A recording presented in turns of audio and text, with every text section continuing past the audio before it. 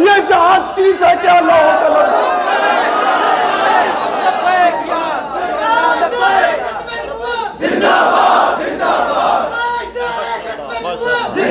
شرط کیا ہے؟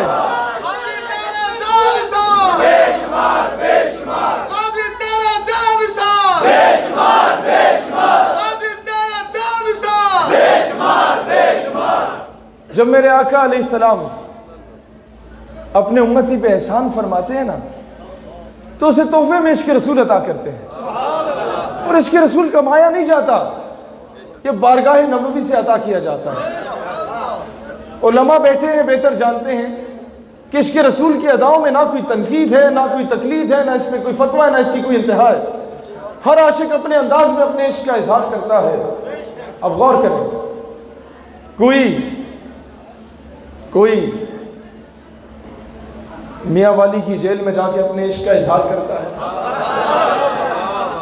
اور وہاں جا کے کہتا ہے کہ ہوں تو میں امن کا قائل، وقت آنے پہ میں طوفان بن جاؤں گا، اگر انگلی اٹھی میرے نبی کی ناموس پر میں قلم چھوڑ کے تلوار بن جاؤں گا۔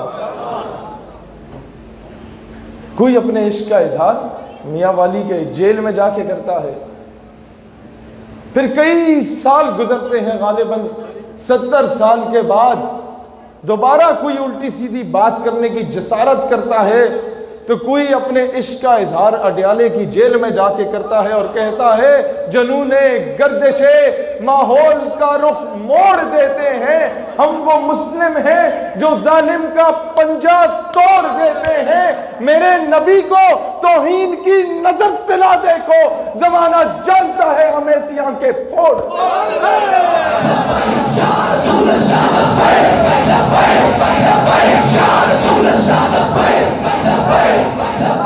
دوستان ذی وقار، اب مجھ سے آ کے یونیورسٹیز میں یہ پڑھا لکھا طبقہ پوچھتا ہے کہ بھائی جان ہم تو علاموں مولانوں کو نہیں مانتے، ہمیں بتا دیجئے کہ کوئی بڑی ہستی۔ میں نے کہا کیا مطلب بڑی ہستی؟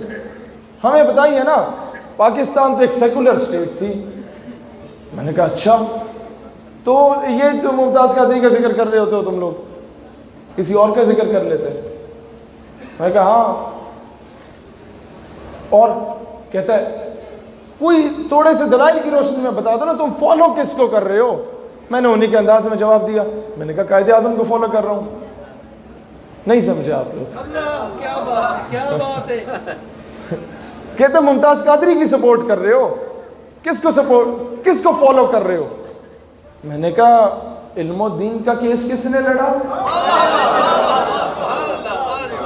کہتا ہے یہ چند مولانے اٹھ کے تو ممتاز قادری رہائی تحریک چلا کے پھر رہے تھے، یہ کسے فالو کر رہے ہیں؟ میں نے کہا اقبال کو فالو کر رہے ہیں۔ غازی علم الدین رہائی تحریک کس نے چلائی؟ یہ تاریخی پس منظر میں تھوڑا سا بتانا چاہتا ہوں۔ قائد اعظم کے پاس نا سارے بر صغیر سے چندہ اکٹھا کر کے لے آئے لوگ کہ علم الدین کا کیس لڑیں، آپ بڑے بینک کے وکیل ہیں۔ آپ نے کہا میں پیسے نہیں لینا چاہتا، اقبال سے پوچھ لو۔ اقبال کے پاس گئے، انہوں نے کہا میں علم الدین اور رسول اللہ کے درمیان حائل نہیں ہونا چاہتا،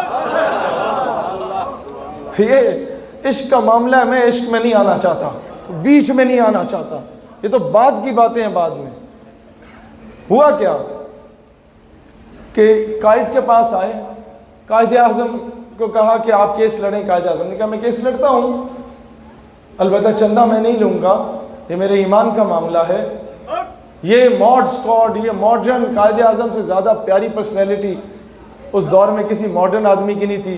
ان سے مہنگے پیارے زبردست خوبصورت اور ماڈرن قسم کے پینٹ کوٹ کوئی نہیں پہنتا تھا، زبردست قسم کی ٹائی کوئی نہیں لگاتا تھا، زبردست لیدر کے جوتے کوئی نہیں پہنتا تھا۔ لیکن یہ سب کچھ ہونے کے باوجود جب معاملہ عشق کا آتا ہے نا تو پھر وہ یہ نہیں دیکھتا کہ میرا تعلق کن لوگوں میں ہے، عشق اپنے فیصلے پر خود کرتا ہے۔ قائد اعظم گئے، کہا علم الدین تم ایک مرتبہ کہہ دو جب میں نے گستاخ کو قتل کیا تو میں ہوش میں نہیں تھا، تو میں تمام ثبوت اور دلائل کی روشنی میں تمہیں رہا کروا سکتا ہوں۔ علم الدین نے کہا مسٹر جناب والا زندگی چے پہلا کم کیتا ہے جڑا ہوش چ رہ کے کیتا ہے۔ پھر اب یہ تو چھوٹی بات، اب بڑی بات بتاتا ہوں۔ کمرے عدالت میں گئے تو جو جج تھا نا وہ انگریز تھا۔ وہ کہتا ہے علم الدین، تم نے گستاخ کو قتل کر کے قانون ہاتھ میں لیا، تم نے توہین عدالت کی ہے۔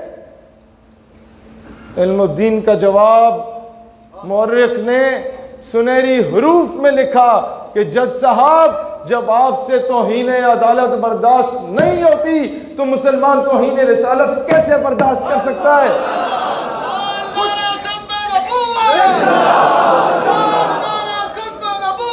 زندہ باد